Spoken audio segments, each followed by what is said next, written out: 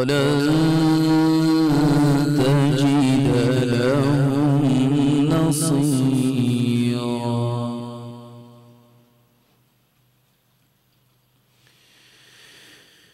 इल्लल्लज़ीन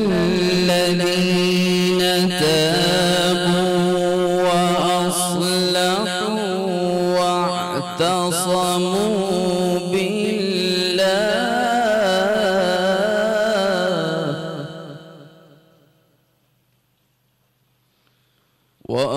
وأخلصوا دينهم لله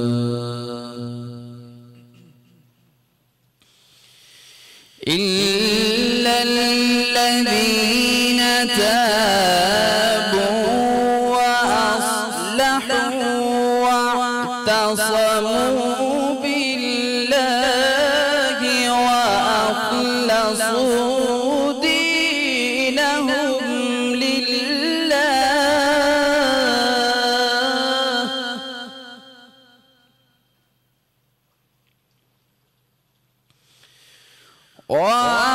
وأخلصوا دينهم لله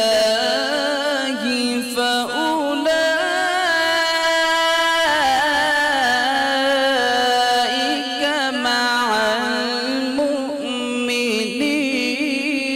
وسوف يؤتي الله المؤمنين أجرا عظيما.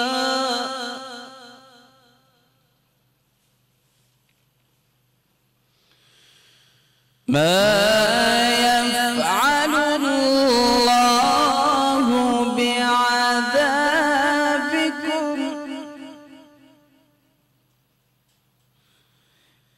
إن شكرتم وآمنتم.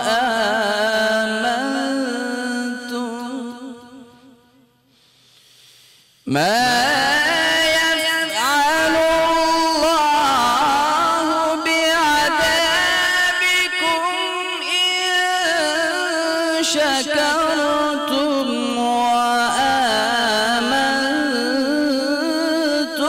وكان الله شاكرا عليما. صدق الله العظيم.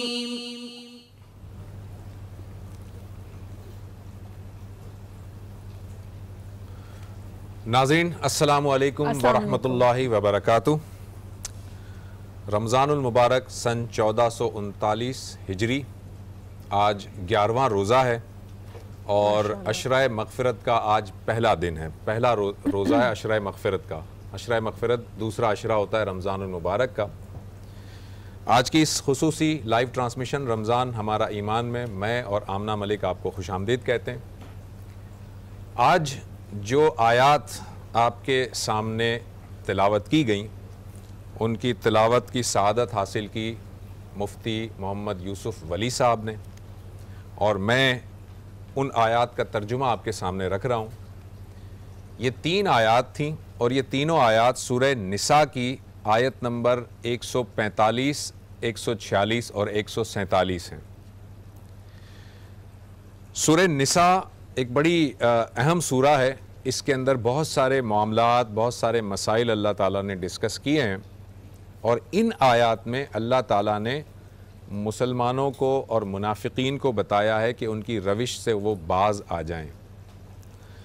अल्लाह ताला ये फरमाता है इन 3 आयात के अंदर, यकीन जानो कि मुनाफिक जहन्नुम के सबसे निचले तबके में जाएंगे और तुम किसी को उनका मददगार नहीं पाओगे।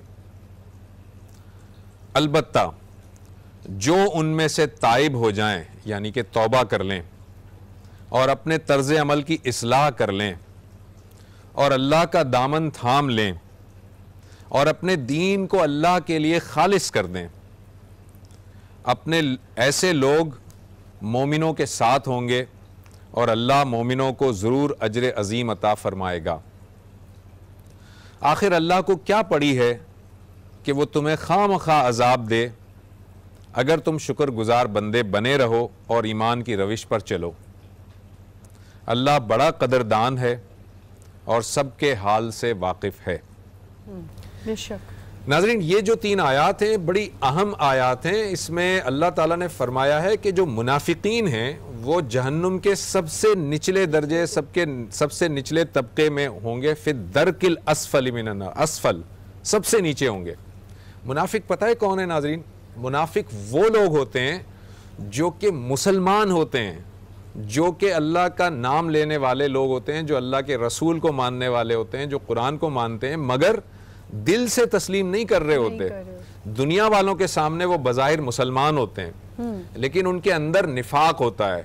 वो इस्लाम से मोहब्बत नहीं रखते, इस्लाम से उनको कोई लगाव नहीं होता, अल्लाह के पैगंबर से उन्हें कोई लगाव नहीं होता, उन्हें कुरान से कोई लगाव नहीं होता, मगर बज़ाहिर दुनिया वालों की नज़र में वो मुसलमान होते हैं। उनका नाम अब्दुल रहमान होता है, उनका नाम अब्दुल्ला होता है, इस तरह के नाम के साथ होते हैं। लेकिन सवाल आपसे करूंगी, आप मुनाफिकीन की बात करें, मुझे हमेशा ये बात बड़ी कंफ्यूज करती है ज़ुबैर साहब, और मैं चाहूँगी कि ये हर इंसान सोचता होगा। आपने जो अभी मिसाल दी मुनाफिक की, मेरे जहन में वो मुनाफिकीन है, लेकिन क्या मुनाफिकत ये भी है? क्योंकि हम 10 दिन से ये बात कर रहे हैं कि हुस्न अखलाक करो, लोगों से मिलो।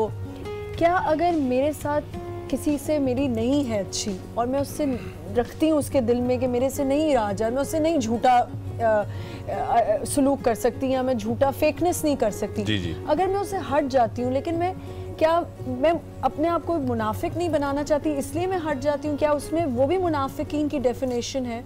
अच्छा, इसको जो है ना मैं और ज़रा एक्सप्लेन कर देता हूँ। नाज़रीन, एक तो वो मुनाफिक होते हैं जो कि अपने ईमानी लिहाज से मुनाफिक होते हैं। ईमानी लिहाज से मुनाफिक वो लोग होते हैं जो दरअसल अंदर से इस्लाम के दुश्मन होते हैं, वो अल्लाह के पैगंबर सल्लल्लाहु अलैहि वसल्लम के दुश्मन होते हैं, लेकिन वो मुसलमानों के दरमियान में मुसलमानों को काटने के लिए मौजूद होते हैं। वो मुसलमानों जैसे नाम रखते हैं। ऐसे मुनाफिकीन के लिए तो अल्लाह रब्बुल इज़्ज़त ने कुरान मजीद में भी फरमा दिया था कि ये तो ऐसे लोग होंगे कि ए पैगंबर, इनके लिए अगर 70 मरतबा आप भी मगफिरत चाहेंगे तो मैं इन्हें माफ़ नहीं करूँगा। अब्दुल्ला बिन उबई इसकी सबसे बड़ी मिसाल मौजूद है। कुछ मुनाफिक वो लोग होते हैं जो दीन के दुश्मन नहीं होते, वो दीन से उन्हें कोई दुश्मनी नहीं होती, लेकिन उनका रवैया मुनाफिकों वाला होता है। ईमानी लिहाज से वो मुनाफिक नहीं होते, अमली लिहाज से मुनाफिक होते हैं। ऐसे मुनाफिकों के बारे में पैगंबर सल्लल्लाहु अलैहि वसल्लम ने फरमाया कि मुनाफिकों की 4 निशानियां हैं। जब भी वो बात करेगा तो झूठ बोलेगा, सही। जब भी वादा करेगा तो वादा खिलाफी करेगा, बिल्कुल। जब उसे कोई अमानत दी जाएगी तो उसमें खयानत करेगा, और जब भी कोई बात कही जाएगी, बहस की जाएगी, तो वो आपे से बाहर हो जाएगा, गालम गलोच पर उतर आएगा और हद से तजावुज करेगा। ये मुनाफिकों की 4 निशानियां पैगंबर सल्लल्लाहु अलैहि वसल्लम ने बताई। तो ये मुनाफिकत में आता है कि अगर मैं आपको बुरा भला दिल से समझती हूँ, लेकिन मैं आपके मुंह पे हर वक्त मीठी रही, ये मुनाफिकत ही है। ये मुनाफिकत ही है, ये झूठ बोलना, ये मुनाफिकत करना, खुशामद और मुनाफिकत हर एक को खुश रखने वाले जो लोग है, मुनाफिकत है। कोशिश करनी चाहिए कि आप इससे जिस कदर बच सकते हैं जरूर बचें जी। आप किसी की अगर झूठी तारीफ नहीं करना चाहते तो ना करें, खामोश रहें, बुराई भी ना करें, खामोश रहें। मैं ये समझता हूँ कि मुनाफिकों के बारे में जिस तरह से अल्लाह ताला ने बताया कि ये बहुत जहन्नुम के निचले तबके में होंगे, तो हमें मुनाफिकत से बचना चाहिए। अगर कोई ऐसी बात है कि जो आप महफिल में करेंगे तो लोग उसे बुरा मानेंगे, लोग उसका गलत मतलब लेंगे, गलत तासुर लेंगे, तो फिर आप वो बात करने के बजाय और उसमें गलत बयानी करने के बजाय खामोश रह लीजिए। खामोश रहना ज़्यादा बेहतर है।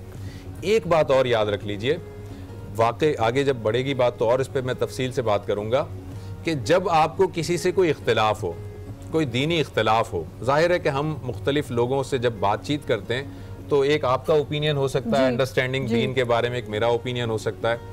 हम आपस में जरूर गुफ्तगू करें, एक दूसरे की बात को सुनने और समझने के लिए गुफ्तगू करें। स्पीच तो हर जगह होनी चाहिए, सुनने और समझने के लिए गुफ्तगू करें, और अगर कोई चीज समझ में आ जाती है दलील की बुनियाद पर तो उसे मान लें, और अगर नहीं समझ में आती तो आप खामोश, तब भी किसी के बारे में भी नाजरीन दिल में बुग़्ज़ और कीना ना रखें। बिल्कुल बुग़्ज़ और कीना ना रखें। अगर कोई ऐसा आलिम दीन है जिसका ओपिनियन आपके ओपिनियन से मुख्तलिफ है, तब भी उसकी दयानत पर शक ना करें, हो सकता है कि वो पूरे खुलूस के साथ उसने दीन को जो समझा है वो आपको बता रहा है, सही। उसके दीन को समझने में गलती हो सकती है, लेकिन उसका खुलूस जो है उस पर, उसकी नीयत पर शक करना मैं नहीं कर सकता। जाहिर है उसके दिल का हाल अल्लाह जानता है, मैं नहीं जान सकता। सही। अल्लाह अलीमुम बिज़ाते सुदूर है, मैं नहीं हूँ। एक मरतबा पैगम्बर सल्लल्लाहु अलैहि वसल्लम के ज़माने में जब जंग हो रही थी और कुफ़ार मद्दे मुकाबिल थे, तो मुसलमान यहाँ से मौजूद थे। एक शख्स की तलवार, मुसलमान सहाबी की तलवार के नीचे एक काफिर आ गया, और जैसे ही वो नीचे आ गया तो उसने कलमा पढ़ा, उसने कहा ला इलाहा इल्लल्लाह मुहम्मदुर रसूलुल्लाह। लेकिन उन सहाबी ने फिर भी उस पर तलवार चला दी और वो शख्स मर गया। ये नबी सल्लल्लाहु अलैहि वसल्लम को वाक़या रिपोर्ट हुआ। नबी सल्लल्लाहु अलैहि वसल्लम को जब रिपोर्ट हुआ, नबी सल्लल्लाहु अलैहि वसल्लम ने उन सहाबी को बुलाया और उनसे पूछा कि क्या आपने ऐसा किया? उन्होंने कहा या रसूलल्लाह मैंने ऐसा किया, क्योंकि वो शख्स दिल से कलमा थोड़ी पढ़ रहा था, वो तो मेरी तलवार के डर से पढ़ रहा था। तो नबी सल्लल्लाहु अलैहि वसल्लम का चेहरा मुबारक गुस्से से सुर्ख हो गया और आपने फरमाया क्या तूने उसका दिल चीर कर देखा था? बिल्कुल। और फिर आपने आसमान की तरफ निगाह उठाई और आपने कहा या अल्लाह मैं इस कत्ल से बरी ज़िम्मा हूं। यानी कि ये बहुत बड़ी बात है। एक शख्स जो कि काफिर था, ये मालूम है कि वो काफिरों के साथ आया था काफिर, लेकिन जब उसने कलमा पढ़ लिया जुबान से तो फिर उसके दिल को हम जज नहीं कर सकते। तो कुजा वो काफिर था, आज यहाँ जो मुसलमान हैं वो हैं मुसलमान, तो हम उनके दिलों को जज करने वाले कौन होते हैं? मैं कौन होता हूँ? मैं किसी पे ना कुफ्र का फतवा लगा सकता हूँ, ना किसी को मुनाफिक कह सकता हूँ, ना किसी को बागी कह सकता हूँ, ना किसी को यहूदियों का एजेंट कह सकता हूँ, और ना मुझे कहना चाहिए। मुझे तो ये देखना है कि मेरी इस्लाह होनी चाहिए। मैं अल्लाह रब्बुल इज्जत की इन आयात पर पूरा उतरता हूँ कि नहीं। अल्लाह ने कहा है कि तुम ताइब हो जाओ, तुम शुक्रगुजार बन जाओ, तुम ईमान वाले बन जाओ, तो यकीनन अल्लाह के यहाँ बहुत बड़ा अजर है। तो मुझे अपने अंदर देखना है, अपनी इस्लाह करनी है। और आखिरी बात आपको बता दूं कि अगर आप जो है अपनी इस्लाह करने में कामयाब हुए तो दुनिया में से कम एक बद किरदार तो कम हो जाएगा। बिल्कुल सही, बिल्कुल। तो आप अपने अपने तौर पर एक एक बद किरदार को कम करते जाइए, इंशाअल्लाह ताला दुनिया भी बेहतर नमूने की सूरत में आ जाएगी। आज का हमारा टॉपिक भी यही है कि आप अपनी इस्लाह करें। इस्लाह का जो इजी ये भी हो सकता है वर्ड कि आप अपने आप को पहले देखें, ब्रेक पे जाएंगे, उससे पहले एग्जामिन करें। मैं आज का सवाल आपको बता देती हूँ जो हमारे उम्रे के टिकट के लिए सवाल है। सबसे पहली अजान किसने दी? बहुत ही आसान जवाब है। आप आपके लिंक्स आप देख सकते हैं, फेसबुक का लिंक चल रहा होगा, उस पर क्लिक कीजिए और वहां जाके जवाब दीजिए। एक छोटा सा यहाँ पे ब्रेक लेते हैं, विल बी राइट बैक।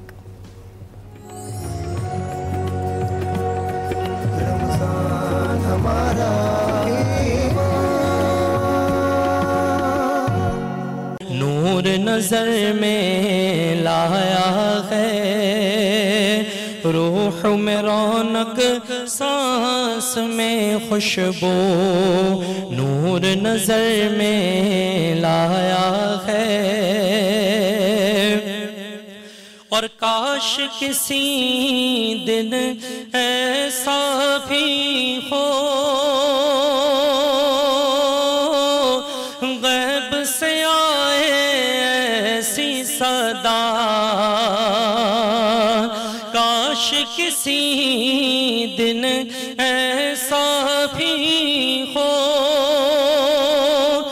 गैब से आए ऐसी सदा, कि पहुँचो मदीने तुम भी सरवर, आका ने बुलवाया है। पहुँचो मदीने तुम भी सरवर, आका ने बुलवाया है। इश्क नबी में क्या बतलाऊं, सब कुछ मैंने पाया है। इश्क नबी में क्या बतलाऊं। जज़ाकल्लाह जी। ये थे ज़ुबैर इसहाक, बड़ी खूबसूरत नात इन्होंने आपके सामने रखी। मेरे साथ इस वक्त कुछ गेस्ट मौजूद हैं, आज उनसे गुफ्तगू करेंगे इस हवाले से भी। और हमारा आज का टॉपिक है इस्लाह मुआशरा, इनफरादी सतह पर भी और इज्तिमाई सतह पर भी। मेरे साथ जो गेस्ट मौजूद हैं उनका ताल्लुक़ शौकत खानम हॉस्पिटल से है और वो पेशे के लिहाज से डॉक्टर हैं। तशरीफ़ रखते हैं डॉक्टर सैयद नजीब नेमतुल्लाह साहब। अस्सलाम वालेकुम। वालेकुम अस्सलाम। डॉक्टर साहब हेमाटोलॉजिस्ट और ऑन्कोलॉजिस्ट हैं और उनसे तफसील जानेंगे शौकत खानम हॉस्पिटल के हवाले से और ज़ाहिर है कि उनके अपनी स्पेशलिटी के हवाले से। और उनके साथ साथ मेरे साथ एक नन्ना मुन्ना सा 6 साला बच्चा मौजूद है, अब्दुल्ला। अब्दुल्ला, क्या हाल है आपके? अस्सलाम वालेकुम। ठीक हैं आप? अब्दुल्ला जी ब्लड कैंसर का पेशेंट रह चुका है और अभी ट्रीटमेंट उसका चल रहा है, शौकत खानम हॉस्पिटल से ही ट्रीटमेंट हो रहा है। और उनके साथ, अब्दुल्ला के साथ उनके फादर मौजूद हैं जी। अस्सलाम वालेकुम। वालेकुम सलाम सर। डॉक्टर साहब, पहले तो ज़रा ये बताइएगा कि ये आपका जो हॉस्पिटल है, ये अब्दुल्ला इसमें ज़ेरे इलाज है, क्या इसका प्रॉब्लम क्या था, इसको क्या बीमारी थी और कहाँ तक क्योर हुआ है, क्या हुआ है, ज़रा मुझे तफसील बताइएगा। इसको ब्लड कैंसर है जिसको ALL या एक्यूट लिम्फोब्लास्टिक ल्यूकीमिया कहते हैं। अभी भी है या था इसको ब्लड कैंसर? इसको था। ठीक। हाँ, तकरीबन 2 साल पहले डायग्नोसिस हुआ था इसको और उसके बाद फिर जो है इसका जब ट्रीटमेंट स्टार्ट हुआ तो उसमें कीमोथेरेपी दी जाती है। कीमोथेरेपी हो रही है? कीमोथेरेपी वो दवाएँ होती हैं जो कैंसर में इस्तेमाल होती हैं।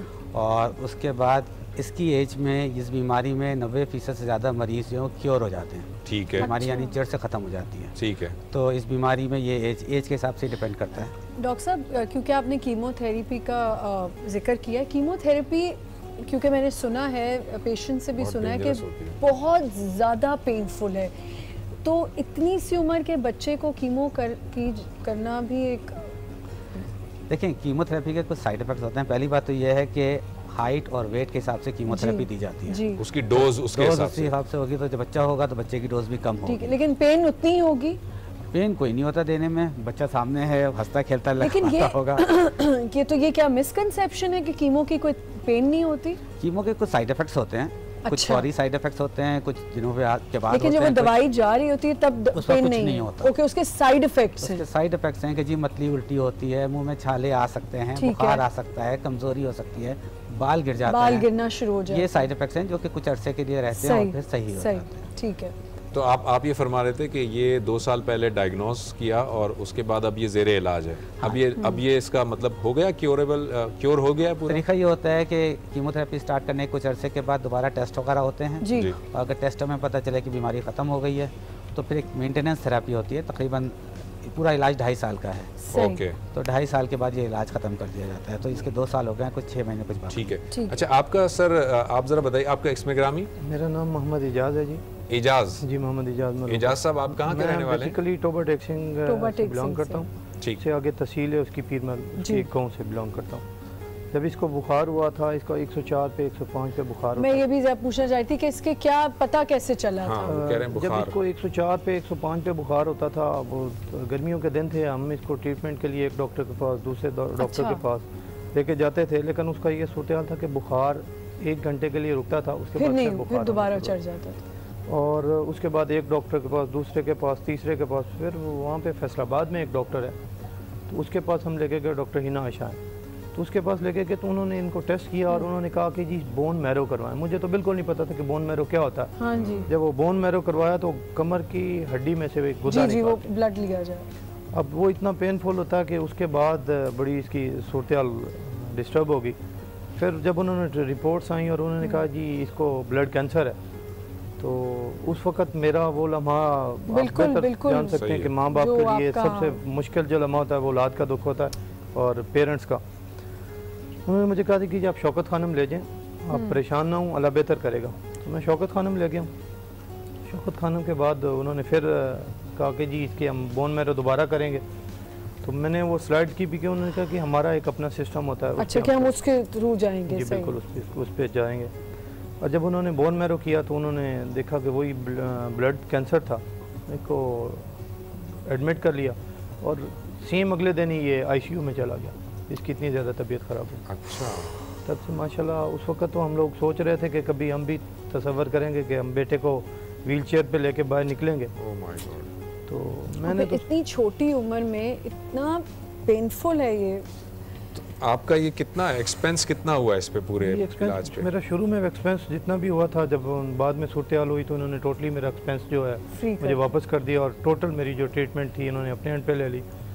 तो सूरत हाल बड़ी मुश्किल लम्हा होता है जब पेरेंट्स के लिए होता अच्छा, है। आप ये फरमा रहे हैं कि आपका जो है वो इलाज फ्री ऑफ कॉस्ट हो रहा है, जो आपने पेमेंट दी थी वो रिफंड हो गई? रिफंड हो गया। वो रिफंड। आपके कितने बच्चे हैं माशाल्लाह? मेरे माशाल्लाह 2 बेटियां, एक बेटा है अल्हम्दुलिल्लाह, एक 1.5 साल का एक बेटा और। अच्छा माशाल्लाह माशाल्लाह। अच्छा, 2 बेटे 2 बेटियां माशाल्लाह। ठीक है। बेटा आप किस क्लास में पढ़ते हैं? KG1 में पढ़ते हैं। हैट तो बड़ी प्यारी आपको ABCD आती है? अरे ABCD नहीं आती आपको? आती होगी, ऐसी शर्म आ रही है ना? टीवी पे हो, टीवी पे तो सब देखेंगे, ABC सुनेंगे, घर वाले बहनें देखेंगी। आप टीवी पे हाथ हिलाएं, आपकी बहनें, आपकी अम्मी देख रही होंगी। इसको कुछ नहीं वो पता। बिल्कुल ब्लैंक हो गया। अच्छा डॉक्टर साहब, क्या आपके ये जो अभी जैसे फरमा रहे हैं एजाज साहब कि ये कम्प्लीटली 100% जो है वो फ्री ऑफ कॉस्ट हुआ है, सारे पेशेंट का फ्री ऑफ कॉस्ट इलाज होता है या क्या होता है? किसी से पेमेंट ली भी जाती है या पार्शियल ली जाती है? मेजॉरिटी तकरीबन 75 to 80% पेशेंट्स जो हमारे टोटली फ्री होते हैं। ठीक है। उसके बाद कुछ पेशेंट्स जो हैं वो पार्शियली जो पे कर सकते हैं वो पार्शियली पे करते हैं, जो वेल ऑफ जो हो, पूरा पे afford करना कर चाहते हैं, या कॉर्पोरेट क्लाइंट्स होते हैं कि जी कंपनी जिनकी होती है वो सही। सपोर्ट करती है या इंश्योरेंस सपोर्ट करती है, तो उनको इंश्योरेंस या कंपनी पे। अच्छा डॉक्टर साहब, हमारे पास चूँकि वक्त कम है, वो कैमरा सामने जो है, आप हमारे नाजरीन को आपके हॉस्पिटल के हवाले से कुछ अगर मैसेज देना चाहें, कोई पैगाम, कोई चीज़ कहना चाहें, तो वो कैमरा आपके लिए है। पहली बात तो ये कि शौकत खानम जो है उसको तकरीबन 24 साल हो गए हैं और इसमें काफ़ी सारे मरीज़ों का इलाज हुआ है और काफ़ी सारे मरीज़ सही हो चुके हैं। कभी भी यह कैंसर हो तो उसको ये मत जानिए कि ये वीज़ा आ गया और पासपोर्ट बन गया है और जाने की तैयारी है, ऐसा बिल्कुल नहीं है। कैंसर एक काबिल इलाज मर्ज़ है और अक्सर मरीज़ों में जिनकी तशख़ीस जल्दी हो जाती है उनमें ये क्योर भी हो जाता है, बीमारी ख़त्म भी हो सकती है। तो डॉक्टर के पास जाएँ। इलाज के लिए अगर खर्चे का इलाज के लिए खर्चे का मसला है तो बहुत सारे इदारे हैं जिनमें शौकत खानम भी है जो कि ठीक है। ये डॉक्टर साहब ये कह रहे हैं कि कैंसर जो है वो ला इलाज मर्ज नहीं है, वो क्योरेबल है। ज़रूर डॉक्टर के पास जाएं, उसे लाइट ना लें, और अगर फाइनेंशियल कंस्ट्रेंट हैं तब भी ऐसे इदारे जैसे कि शौकत खानम है, इस तरह के और इदारे मौजूद हैं, फिर ज़रूर जाइए, वहाँ पर आपको जो है ट्रीटमेंट भी दी जाएगी। फाइनेंशियल कंस्ट्रेंट हैं तो उनको भी ओवरकम किया जा सकता है, लेकिन इसे लाइट कभी भी ना लें। एक छोटा सा हम ब्रेक लेने जा रहे हैं और ब्रेक के बाद वापस आएंगे, अपने इस आज के टॉपिक को कैरी करेंगे। हमारे साथ कुछ और स्कॉलर्स भी होंगे एक छोटे से ब्रेक के बाद।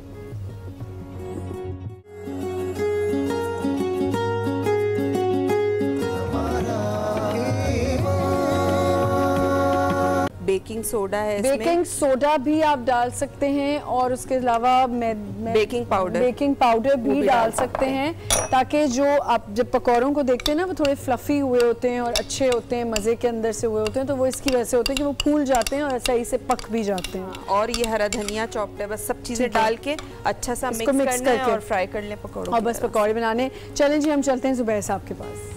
थैंक यू जी, बहुत शुक्रिया। मैं हमेशा देखता हूँ बस ये सारे मिक्स करके बस यूं करके बस डाल होता है और कुछ नहीं होना, यही होती है ना चीज़। अच्छा जी, हम बात कर रहे थे, मेरे साथ जो है शौकत खानम हॉस्पिटल से डॉक्टर सैयद नजीब नेमतुल्लाह साहब मौजूद हैं और उनके साथ एक पेशेंट अब्दुल्ला हैं, 6 साल के जो नन्हे मुन्ने बच्चे हैं, और उनके फादर एजाज साहब मौजूद हैं। एजाज साहब, अभी हम जब ऑफ एयर थे, आप कोई बात करना चाह रहे थे और आप कह रहे थे कि मैं तो बल्कि जब ऐसी बात करता हूं तो बड़ी मुश्किल से यहाँ बैठा हूं, मैं तो रो पड़ता हूं। आप क्या बात करना चाह रहे थे? जब ये औलाद का दुख आता है, और शौकत खानम में मैं जब गया हूँ तो शौकत खानम में मैंने सर ज़िंदगी को मौत में और मौत को ज़िंदगी में देखते हुए बड़ी करीब से देखा। इस पर ऐसा कोई भी नहीं देख पाता होगा कि, और वहाँ पे शौकत खानम के जो डॉक्टर्स हैं, मैंने अगर लेटली देखा है ना वहाँ पे लोगों में, तो उनमें फरिश्ते देखा।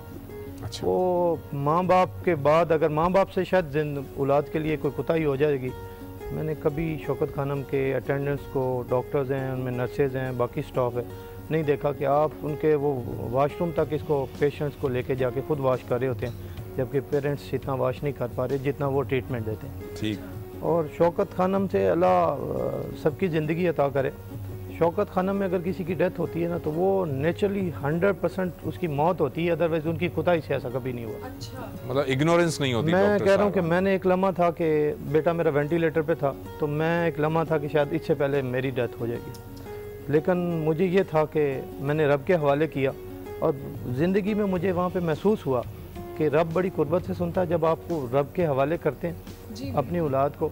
ये हमारी तो ड्यूटी लगी होती है कि जी आपने यहाँ से लेके यहाँ तक इनके साथ देना, बाकी उन्हीं का माल है, उन्हीं का। बिल्कुल सही कह रहे हैं। सही बात है। डॉक्टर साहब आखिरी बात बिल्कुल वाइंड अप पर हम लोग कोई, अगर आप कोई बात करना चाहें लास्ट। हाँ, कैंसर तो वैसे बहुत ख़राब मर्ज है, लेकिन इससे बचाव बहुत आसान है जी। सही है, बचाव के लिए आप एहतियाती तदाबीर इख्तियार करें, जो भी एहतियाती तदाबीर। 40% हमारे कैंसर जो है वो उसका कॉज है, और उसमें सबसे इम्पोर्टेंट कॉज टोबैको है, तंबाकू नोशी जी। तो तंबाकू नोशी से अगर परहेज़ किया जाए, हर सूरत में सिगरेट हो या चबाने वाला, खाने वाला, सिगरेट, पान, गुटखा, छालिया, ये कैंसर करते हैं, और ये कैंसर बड़े ख़तरनाक कैंसर होते हैं। ठीक। तो अगर रमज़ान सबसे बेहतर मौका है, क्योंकि आपके पास 15 घंटे ऐसे होते हैं जिसमें आप उसको यूज़ नहीं करते। जी बिल्कुल। ठीक है डॉक्टर साहब, आपका बहुत बहुत शुक्रिया जी। एजाज साहब आपका बहुत शुक्रिया, आप हमारे इस प्रोग्राम में तशरीफ लाए। नाज़रीन, हम एक छोटे से ब्रेक पे जा रहे हैं और ब्रेक से वापस आएंगे। आज के हमारे टॉपिक इस्लाह मुआशरा, इनफरादी सतह पर, इज्तिमाई सतह पर, उस पर बात करेंगे। आज हमारा सवाल जो उम्रे के टिकट के लिए सवाल है वो है, सबसे पहली अजान किसने दी थी? आपके स्क्रीन पे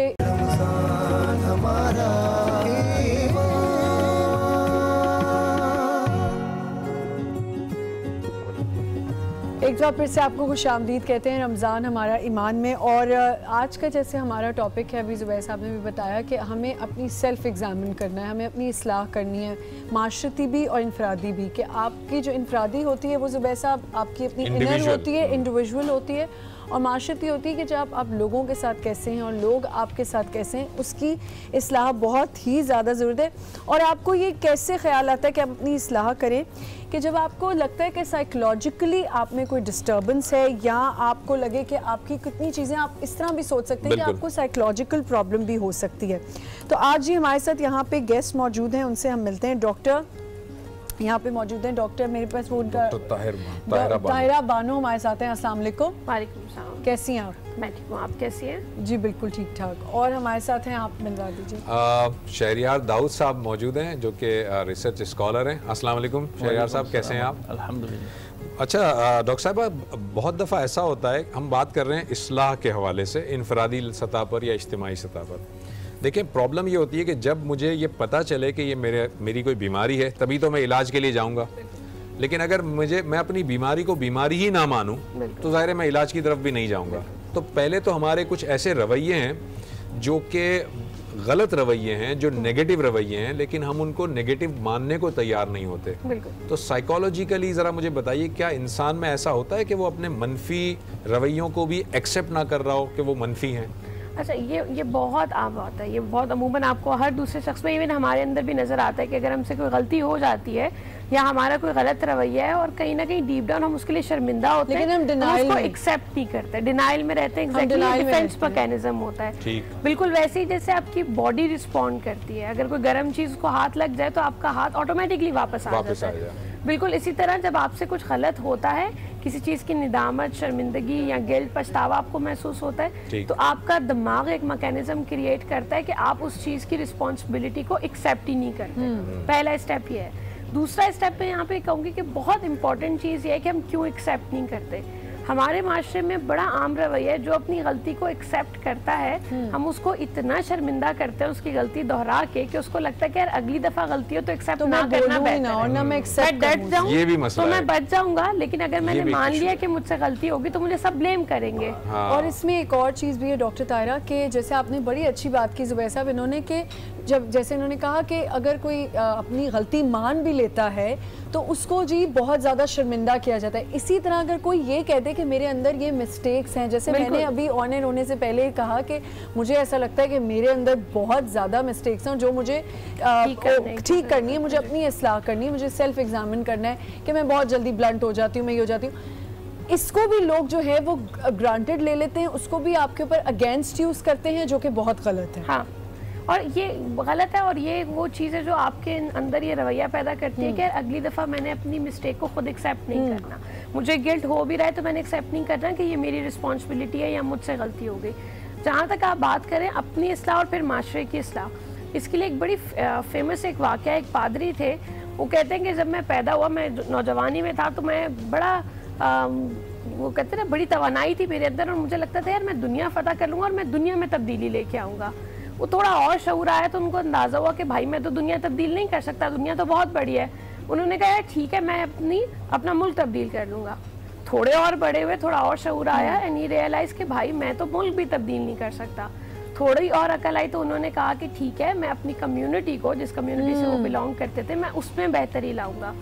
थोड़े अरसे बाद उनको अंदाजा हुआ कि मैं ये भी नहीं कर सकता। अब वो बुढ़ापे की तरफ आ गए, फिर उन्होंने सोचा यार मैं अपनी फैमिली तब्दील करूंगा। फैमिली भी उनकी वजह, आप किसी की सोच तब्दील नहीं कर सकते। बिल्कुल सही है। वो कहते हैं जब मैं डेथ बेड पे था, वो दिन था जब मुझे रियलाइज हुआ जो चीज मैं चेंज कर सकता था, जो शख्स मैं बदल सकता था, वो मेरा अपना आप था। जब मैं अपना आप बदलता तो कहीं ना कहीं मेरे खानदान में बेहतर तब्दीली आती, मेरी सोसाइटी में बेहतर तब्दीली आती, मेरे मुल्क में, और इसी तरह से दुनिया में कहीं ना कहीं मस्बत तब्दीली आती। So this is very important कि जब हम इस्लाह की बात करें तो उसमें जो बेस लाइन चीज़ है वो मेरी अपनी इस्लाह है। जी, हमें यहाँ पे एक छोटा सा ब्रेक एक सवाल हम पूछते हैं। सवाल क्या है आज का आमना हमारे पास? जी, आज का हमारा सवाल है कि सबसे पहले अजान जो है वो किस सहाबी ने दी थी? सबसे पहली मर्तबा अजान किस सहाबी ने दी थी, वो आपको बताना है। और जवाब जो है वो आपको फेसबुक पे देना है, और फेसबुक पे आप अपना नाम और अपना सिटी लिखिएगा और एड्रेस। जी बिल्कुल, ये आपने बताना जरूरी है आपको। और इसके साथ साथ हमारे इसी फेसबुक पर पेनी पिज़्ज़ा की जानिब से आज ट्विस्टर कंपटीशन भी है, वहां पर भी आप अपना आंसर जो है वो रिकॉर्ड करवाइए, तो पेनी पिज़्ज़ा की जानिब से आपको फ्री वाउचर्स भी मिलेंगे। ब्रेक में हमें एक हमारी मेहमान ने ज्वाइन किया है, रिसर्च स्कॉलर हैं और बहुत अच्छी गुफ्तगू करती हैं, बहुत उम्दा बोलती हैं, फरहाना उवैस साहिबा। अस्सलाम वालेकुम। हम बात कर रहे थे जी इस्लाह माशरा के हवाले से, इब्तिदाई गुफ्तगू डॉक्टर साहिबा से की थी हमने। शहरियार साहब, आपकी तरफ मैं आता हूँ, फिर मैं फरहाना साहिबा का भी ओपिनियन लूँगा। इस्लाह माशरा की जब हम बात करते हैं तो माशरे में एक इनफरादी सतह है और एक इज्तिमाई सतह है। इस्लाह माशरा में जैसे डॉक्टर साहिबा ने इशारा दिया कि बेहतर तो ये है कि हम इनफरादी तौर पर अपने आप की इस्लाह करें, बजाय इसके कि मैं दूसरे की इस्लाह जो है वो करना शुरू करूं। तो पहला जो मेरा जो मयार है, पहली जो बेस लाइन है, वो मेरी अपनी ज़ात होनी चाहिए। आप क्या फरमाएंगे? औज़ु बिल्लाहि मिनश शैतानिर रजीम, बिस्मिल्लाहिर रहमानिर रहीम, अल्लाहुम्मा सल्लि अला सय्यिदिना व मौलाना मुहम्मद व अला आलिहि व सहबिहि वसल्लम। देखें, जब आदम अलैहिस्सलाम को अल्लाह रब्बुल आलमीन ने दुनिया में महबूस फरमा दिया, भेज दिया, और इंसान बढ़ने लगे, तो आदम अलैहिस्सलाम के बाद अंबिया और रसूल अलैहिस्सलाम की ज़रूरत क्यों पेश आई? इसलिए कि एक सोसाइटी वहाँ पर एग्जिस्ट कर रही थी, उस सोसाइटी के अंदर मिसमैनेजमेंट थी, खराबी भी आएगी, बिगाड़ भी आएगा, बिगाड़ आए, बिल्कुल है। उनकी बेहतरी के लिए फिर अंबिया और रसूल अलैहिस्सलाम को मबूस किया गया, जो अपनी अपनी ज़ात में कंप्लीट थे, मुकम्मल थे, परफेक्ट थे। सही। उनकी ड्यूटी क्या अल्लाह रब्बुल आलमीन ने लगाई कि आप अपने अपने किरदारों को एज ए मशअल राह, एज ए सिंबल पेश करो।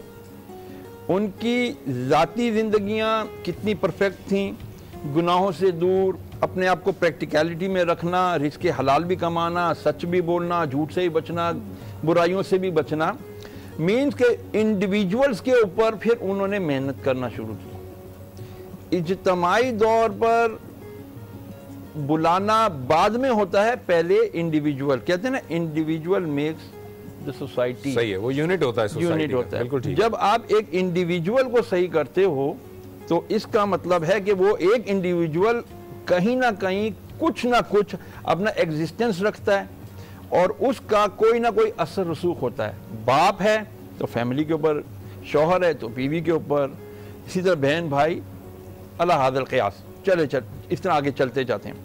तो इंडिविजुअलिटी की जो इस्लाह है, इट इज़ वेरी नेसेसरी। उसके लिए अंबिया और रसूल अलैहिस्सलाम ने तो अपना रोल प्ले कर दिया। अब चूंकि नबूवत का दरवाज़ा बंद हो गया, अल्लाह रब्बुल आलमीन ने कुरान मजीद में इरशाद फरमा दिया, कुंतुम खैरा उम्मतिन उखरिजत लिन्नास, तुम बेहतरीन उम्मत हो, जितनी उम्मतें जाहिर हुई ना उनमें सबसे बेहतरीन उम्मत हो। क्यों? ये बेहतरीन होने का स्टेटस क्यों है? तामुरूना बिल मारूफ व तनहाउना अनिल मुनकर, कि तुम नेकी की दावत देते हो, हुक्म देते हो, अमर करते हो नेकी का, और बुराई से रोकते हो, और युमिनूना बिल, अल्लाह पर ईमान लाते हो। ये तो हो गया। जब हम ये स्टेटस हासिल करने की तगोदो करते हैं, नेकी की दावत देते हैं, बुराई से रोकते हैं, तो हम अच्छे रहते हैं। और नेकी की दावत इज्तिमाई के साथ इनफरादियत पर ज़्यादा असर रखती है कि जब हम एक एक को, नबी करीम अलैहिस्सलाम कि अगर हम ज़ाहिर हयात तय्यबा लेते हैं, पहाड़ पर कोई सफ़ा पर तशरीफ़ फरमा होते हैं, और क्या पूछते हैं कि मैं तुम्हें कहूँ दुश्मन है, पीछे मान लोगे? मान लेंगे। और फिर जब आप कुछ पूछना चाहें? नहीं। अच्छा, अगर आप ये कहते फरमाया कि फिर ठीक है, मेरी जब बातें तुम मानते हो, मुझे सादिक और अमीन मानते हो, तो फिर मैं तुम्हें दावत दे रहा हूँ। अब ये कलेक्टिव इज्तिमाई दावत आ रही है। ठीक है, पैगम्बर सल्लल्लाहु अलैहि वसल्लम ने फरमाया कि वहाँ से कोई लश्कर आ रहा है, तो आपने इस तरह से बताया और ज़ाहिर अंदाज़ तखातुब बड़ा उम्दा था। शहरियार साहब, एक ज़रा आपको मैं रोकूंगा, मुझे इस कान के पीछे से कोई आवाज़ आ रही है और मैं वो आपको जानकर बताना चाहता हूँ कि मुझे ब्रेक का कहा जा रहा है, तो मैं पहले ब्रेक ले लूँ, उसके बाद उसको गुफ्तगू को कंटिन्यू करते हैं। एक छोटा सा ब्रेक लेते हैं, ब्रेक के बाद वापस आते हैं।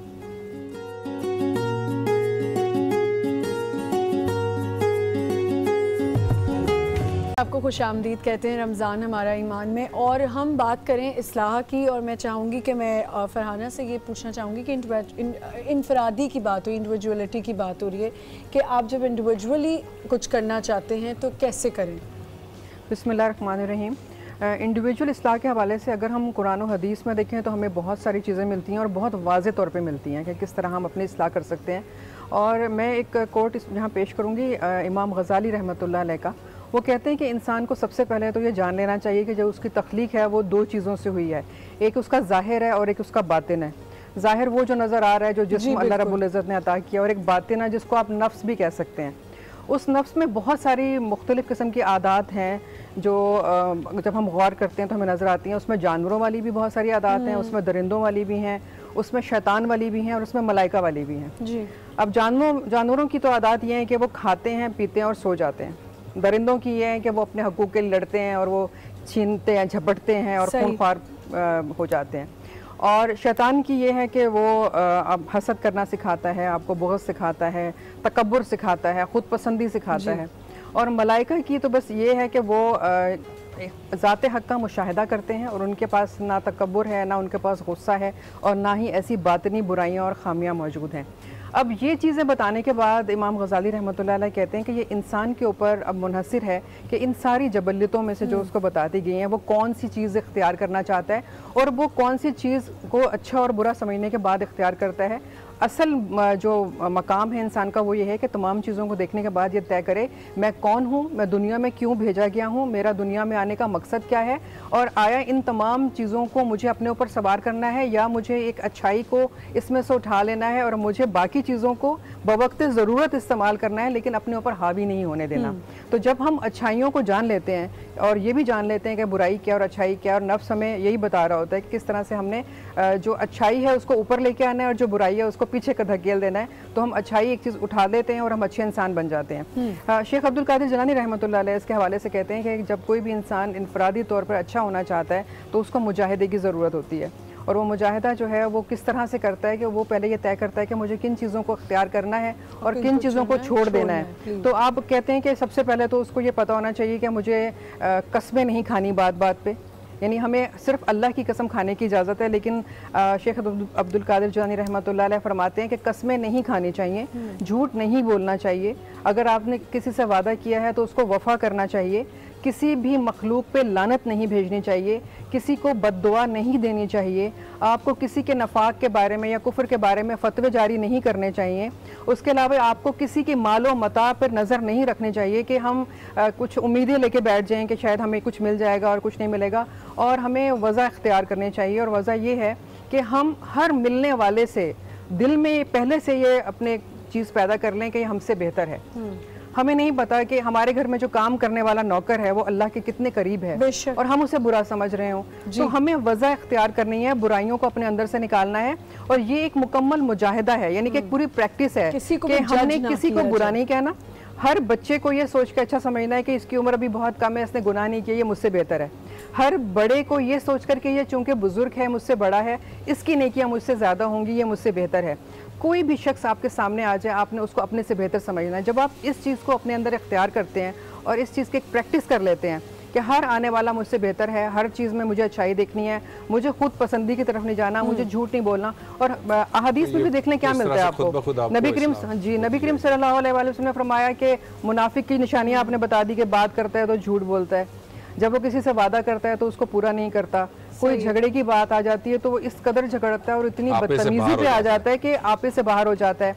वादा करता है तो वफा नहीं करता। गोया हमें हदीस में भी पता चल गया कि अच्छाई क्या है और बुराई क्या है इनफरादी सतह पर, और कुरान पाक में सूरह शम्स में अल्लाह रब्बुल इज़्ज़त का इरशाद है कि जो कस्में अल्लाह ताला ने खाई हैं, सूरज की कसम, चांद की कसम, रात की कसम, दिन की कसम, उसके बाद अल्लाह ताला ने फरमाया ज़मीन और आसमान की कसम खाने के बाद नफ्स की कसम और उसको बेहतर बनाने वाले की कसम। तो ये वो चीज़ें जब हम इन पर गौर करते हैं तो हम जी नाज़रीन, एक यहाँ पर हम मुख्तसर सा ब्रेक लेने जा रहे हैं और ब्रेक के बाद आएंगे तो मज़ीद बात को आगे बढ़ाएंगे और मैं एक और इशारा जो है वो रखूँगा सामने, लेकिन मैंने इनसे परमिशन ली है कि पहले मैं एक बात मुकम्मल अपनी कर लूँ। आपको मुझसे परमिशन लेने की कोई ज़रूरत है? मैं अभी हम बात कर रहे थे इनफरादी सतह पर इस्लाह की और इज्तिमाई सतह पर इस्लाह की, और जैसे हमारे पैनलिस्ट हैं उन्होंने ये बड़े वाज़ेह तौर पर बता दिया कि पहले अपनी इस्लाह में करनी चाहिए। कुरान मजीद की एक बहुत छोटी सी बड़ी मुख्तसर सी सूरा है, सूरा असर, वल असर इन्नल इंसान लफ़ी खुस्र इल्ला लज़ीना आमनू व अमिलुस सालिहात व तवासौ बिल हक़ व तवासौ बिस सब्र। ये जो दो बातें अल्लाह ने बताई है ये इनफरादी इस्लाह के लिए हैं कि वो लोग खसारे से बचेंगे जो खुद ईमान लाएंगे और खुद अमल साले करेंगे। मैं अमल साले करूंगा, इस अमल साले में सब कुछ आ गया। जैसे अभी इन्होंने बताया, मुझे हसद नहीं करना, मुझे झूठ नहीं बोलना, मुझे वादा खिलाफी नहीं करनी, ये सारे अमल साले हैं। तो वो दो बातें मेरे अपने इस्लाह के लिए हैं। फिर दो बातें अल्लाह ताला ने बताया मुआशरे की इस्लाह के लिए, वह तवासो बिल हक़ व तवासो बिस सब्र, कि मुझे अपनी ये अमल साले और ये करने के बाद फिर मुआशरे में निकलना है और लोगों को जो बात मैं सही समझता हूँ, जो मैं हक समझता हूँ, लोगों को बताना है और लोगों को सब्र की तलकीन करनी है। तो अल्लाह ताला ने पूरा मैनिफेस्टो दे दिया है कि अपनी इस्लाह करो और फिर सोसाइटी की तरफ जाओ। अगर ये चार चीजें करोगे तो ये तुम उनमें से हो जाओगे जो खसारा पाने वाले नहीं होंगे। जी आमना, अब आप क्वेश्चन कीजिए। जी जरूर चाहूंगी कि जब भी इनफिरादी और इज्तिमाई इस्लाह आपस में जुड़ी हुई है, इनफिरादी इस्लाह जो है वो बेस है। आप जब भी बेस अच्छी बनाते हैं, इमारत अच्छी और मजबूत खड़ी होती है। माशरा तभी बेहतर हो सकता है जब एक इंसान खुद बेहतर होता है। एक फिनोमिना है, seeing is more effective than hearing. आप जब किसी को कहते हो झूठ ना बोलो और आप खुद झूठ बोल रहे होते हो तो सामने वाले के ऊपर उसका असर नहीं होता। बिल्कुल सही कह रही हैं। और इसमें एक और पहलू भी है कि ज़्यादातर हम देखते हैं कि लोग कह रहे होते हैं तुम ये ना करो तुम्हारी आखिरत ख़राब हो जाएगी, तुम ये ना करो देखो ये तुम्हारे साथ होगा। खुद सब कुछ कर रहे होते हैं लेकिन दूसरे को समझाने के लिए हम रेडी होते हैं कि जी तुम ये करना छोड़ दो, चलो तुम्हारे साथ ना बुरा हो जाए। मतलब आपको दूसरे की कब्र की भी फिक्र है, दूसरे की आखिरत की भी फिक्र है, लेकिन अपनी कम फिक्र है।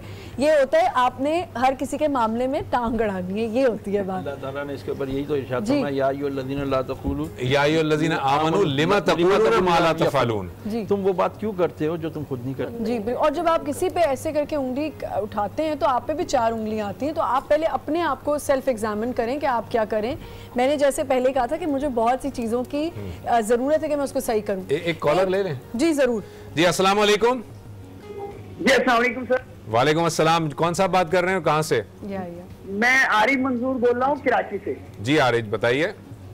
मैं सर ये चाहता हूँ कि हम जो है ना 10 लोगों के साथ फेयर हो जाएं और आगे फिर उनको बोले कि वो और 10 लोगों से फेयर हो जाएं।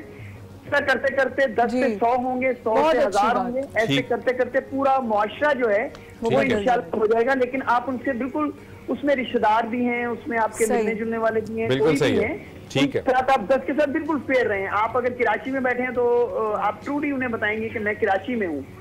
ठीक है जी, ठीक है। बहुत शुक्रिया आरिफ आपका, thank you so very much. ये चेन रिएक्शन है जी, बिल्कुल सही बात है, चेन रिएक्शन है। आपने चेन ट्रिगर स्टार्ट किया, वो चेन रिएक्शन है, फैलता जाएगा। आप अपने गिरदो नवा में जो लोग हैं उनके साथ अगर आप उसने सलूक करें और फिर वो उनके साथ करें तो बिल्कुल सही, बिल्कुल सही। जो मेरा सवाल है वो ये, जैसे हसद की इन्होंने अभी बात की जुबैर साहब ने कि हसद ना रखो इन्होंने।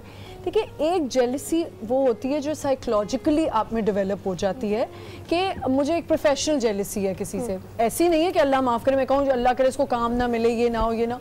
लेकिन मैं ये कहती हूँ कि यार अगर इनको मिला चले इनको और, लेकिन मुझे भी ये चीज़ मिल जाए, मैं इससे बेहतर कर सकूं। ऐसे हर फील्ड में होता है। तो क्या उस जेलसी को भी आप इसमें ले आते हैं कि इसमें हम अपने आप से ख़त्म कर दें, क्योंकि ये तो नहीं ख़त्म हो सकती। देखिए, मुकाबले और मवाजने में फ़र्क है जी। जब आप मुकाबला करते हैं तो कहीं ना कहीं गैर महसूस तरीके से आप मवाजने पे उतर आते हैं और आप एंड अप करते हैं वहाँ पे जहाँ पे आप हसद की आग में जल रहे होते हैं। हसद का सबसे बड़ा नुकसान ये है कि सबसे ज़्यादा नुकसान आपका अपनी ज़ात का होता है। देखिए, मुकाबला जब भी आप अपने आप से करते हैं, आप अपनी ही पास सेल्फ से करते हैं। सही। आप एक दिन पहले क्या थे, ठीक है, जो उसके पास है वो आपके पास कब तक आ सकता है, ये एक प्लान होता है जो आप अपने लिए बनाते हैं, जहाँ आप मवाजना करते हैं उसके पास ये है और मेरे पास ये क्यों नहीं है। ये जो क्यों का फैक्टर है ये आपके अंदर हसद को ट्रिगर करता है और इससे आपने बचना होता है। लेकिन जो मैं कह रही हूँ कि मैं बेहतर कर लूँ, हेल्दी कंपटीशन है, हेल्दी कंपटीशन, रश करना किसी और रश हाँ इसके पास है अल्लाह इसको और दे और जो इसके पास है वो मुझे भी लुक अप टू समवन, तो वो बुरी बात नहीं है। ये मोटिवेशन अगर आपके अंदर नहीं होगी तो आप जमाने में बेहतर कैसे होंगे। देखिए ना, हम सीरत नबी देखते हैं, हम असहाबा को देखते हैं और हम चाहते हैं कि हम उन जैसा बन जाएं। अल्लाह ने जो किरदार इखलाक उनको दिया वो हमें भी दे, राइट। ये वही मोटिवेशन है जो हम अपने इर्द गिर्द भी देखते हैं। ये डॉक्टर मुझसे ज्यादा बेहतर है, ये मुझसे ज्यादा अच्छा बोल रही है, अच्छा सही है, मेरे अंदर भी ये चीज आ जाए। एक ये होता है कि ये मुझसे ज्यादा बोल रही है तो ये क्यों बोल रही है, अल्लाह इनसे ले ले और मेरे पास ये क्यों नहीं, ये गलत है। ठीक है, एक और कॉलर ले लेते हैं जी। अस्सलाम वालेकुम। अस्सलाम वालेकुम। वालेकुम अस्सलाम। कौन साहब और कहाँ से बात कर रहे हैं? जी जुबैर भाई, आमिर बात कर रहा हूँ कराची से। माशाल्लाह बहुत अच्छे मौज़ूआत होते हैं आपके, रोजाना हम शौक से देखते हैं। और आज मेरा सवाल है। जी जी फरमाइए। जी सवाल ये है जुबैर भाई कि हम कारोबार जब कर रहे होते हैं, हम अपने रोजमर्रा जिंदगी में लेन देन करते हैं, तो उसमें हम बाज़ कस्टमर से हम झूठा भी खा रहे थे, उसको मतलब उसको सेटिस्फाइड करने के लिए कुछ ऐसी बातें हम करते हैं जो वो नहीं होती। सुनिए, आप एक तो बहुत जल्दी आमिर भाई आप बहुत जल्दी बोल रहे हैं और समझ में नहीं आ रहा, थोड़ा रुक के बोलिए। जी जुबैर भाई, मेरा सवाल है कि हम काम में झूठ का सहारा लेते हैं, क्या ये सही है? कारोबार में हम जो है बाज़ कस्टमर को सेटिस्फाइड करने के लिए, कॉम्प्रोमाइज करने के लिए, तो हम बाज़ इस तरह की बातें करते हैं जो सही नहीं होती। सही, ठीक है, ठीक है जी, ठीक है जी। जी, जब नबी करीम सल्लल्लाहु अलैहि वसल्लम से पूछा गया कि मोमिन बुज़दिल हो सकता है, आपने फरमाया हो सकता है। फिर पूछा गया बुखिल हो सकता है, आपने फरमाया हो सकता है। फिर पूछा कि मोमिन झूठा हो सकता है, तो आपने फरमाया मोमिन झूठा नहीं हो सकता। मोमिन झूठा नहीं हो सकता। जब आका ने ये फरमा दिया है, और हमारे पास तो खैर बेशुमार तालीमात, और अगर मोमिन झूठा नहीं हो सकता और नबी सल्लल्लाहु अलैहि वसल्लम की बात गलत नहीं हो सकती, अगर कोई मोमिन होकर झूठ बोल रहा है तो दरअसल वो ईमान से खाली है, वो असल में ईमान से खाली है। जी शहर साहब, आप क्या फरमाएंगे? मैं ये अर्ज करूँगा, अगर इन्हीं के सवाल के ऊपर करें तो जो झूठ बोलते हैं ना, सबसे पहली बात तो यही है कि उनका वाकई ईमान के ऊपर क्वेश्चन मार्क है कि राज़िक बंदा है या रब है। हज़रत अली रज़ी अल्लाह तआला अन्हु का कौल तो बड़ा मशहूर है कि खाने वाला जो रिज़्क़ है ना, अपने खाने वाले को ऐसे ढूंढता है जैसे शिकारी शिकार। सही कह रहे हैं। लेकिन ये यकीन हमारा ख़त्म हो गया, जिसकी वजह से हम अल्लाह अज़्ज़ व जल से बहुत दूर हो गए।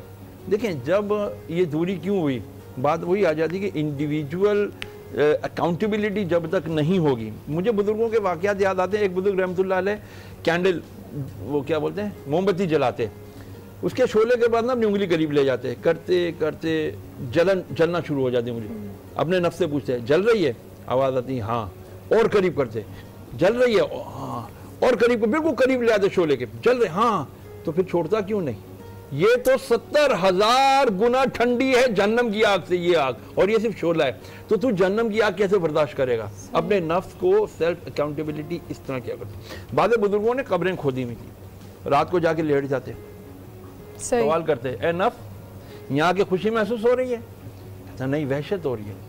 तो फिर इसको रोशन करने के इंतजाम क्यों नहीं करता? जबकि नबी करीम अलैहिस्सलाम ने इरशाद फरमाया कि किसी की कब्र जन्नत के बागों में से एक बाग है या किसी की कब्र जहन्नम के गढ़ों में से गढ़ा। बिल्कुल सही। तो क्यों इसको कब्र को अपना गढ़ा बना रहा है? इट मीन्स कि वो अपने नफ्स को डराया करते, उसको मुजाहिदा किया करते, उसके ऊपर फोर्स किया करते, बताते कि भाई अगर तूने अपने आप को सही ना किया, क्योंकि तू इंसान है, आग हवा मिट्टी पानी का तू मुरक्कब है, तो तुझे अपने आप को, अपने नफ्स को बेहतर करना पड़ेगा। कैसे?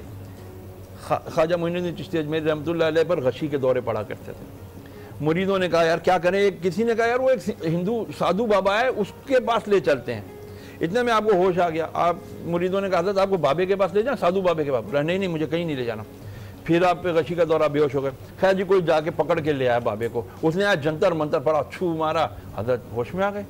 पूछा यार तूने ऐसा कमाल कहाँ से हासिल किया? क्या कि मैंने कमाल ऐसे हासिल किया कि जो मेरा मन करता था मैं उसका उलट करता था। मुझे नींद आती थी, मैं जाके बाहर तालाब में नहाना शुरू कर देता, सुरमा नमक का अपनी आंखों में डालता था, भूख लगती थी खुशक चीजें, तो वो प्यास लगती खुशक चीजें खाता था, भूख लगती और दौड़ता था। हर नफ्स के खिलाफ अपने बात करता था। फरमाया अच्छा तो तूने ये कमाल हासिल कर लिया? हाँ। फरमाया पढ़ ला इलाहा इल्लल्लाह मुहम्मद रसूलुल्लाह, कलमा।